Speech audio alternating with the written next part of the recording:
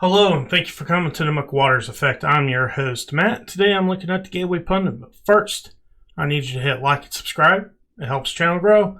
Let's take a look at this news article. Boston's Democrat mayor compares New York City's COVID vaccine mandate to slavery, Jim Crow era.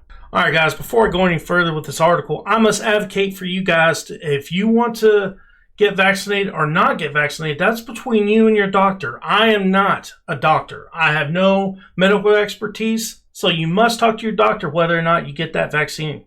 But let's go ahead and keep on going with the article. Boston Mayor Kim Janey blasted New York City Mayor de Blasio fascist vaccine mandate and compares it to slavery and the Jim Crow era. New York City is mandating proof of vaccinations of people to enter certain indoor businesses. The businesses being targeted will include restaurants, entertainment venues, and gyms. Psaki says the Biden White House supports New York City's decision to force people to show their papers before entering restaurants or gyms. Well, of course they do. They're fascist too. Mayor Janey says she's encouraging people to get the COVID jab, but blasts Bill de Blasio for imposing a mandate. We want to make sure that we are giving every opportunity for folks to get vaccinated. When it comes to what business may choose to do, we know that those types of things are difficult to enforce when it comes to a vaccine, Janine told WCVB.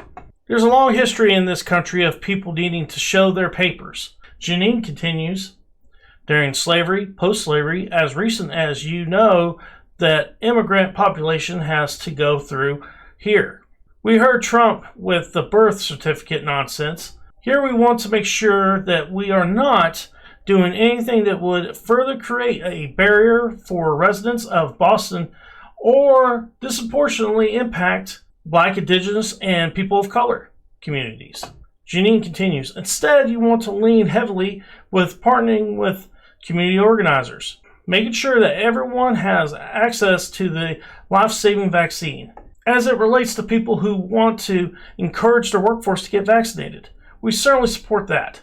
The CDC reported on Wednesday that only 28.4% of blacks have received the COVID vaccine. It looks like Democrats up their own tricks by harming the black community with their vaccine mandates. Alright guys, that's the end article. And when I read that the New York City was doing a mandate, my first thought was that's going to overwhelmingly affect the colored community in New York City. Because if you look at all the statistics, people of color are less likely to have the vaccine. Whether it's because they have less opportunity to it or there's less places where you can get it at in their neighborhoods. I don't know which one that would be true because I haven't seen any statistics on that. But I know statistically when it comes to them getting the vaccine, that there's less of people of color getting it than there is people that are white. That's statistics, that is fact. So really the Democrats are doing something that doesn't really surprise me. And I say it's going to bite them in the ass. And in my opinion, majority of the reason why COVID is going up in the United States is because the border is open. And they're not holding these people across the border for 10 to 14 days in quarantine, making sure that they don't have COVID. Not only that, they're not even testing them. They're just processing them and releasing them out into the United States. They're even busing them to other states.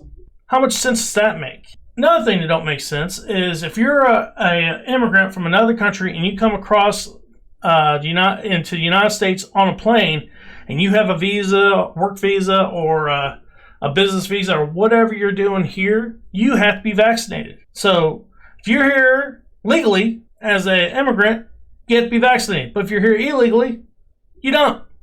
That makes no sense. In my opinion, majority of our problem when it comes to COVID has to do with the southern border.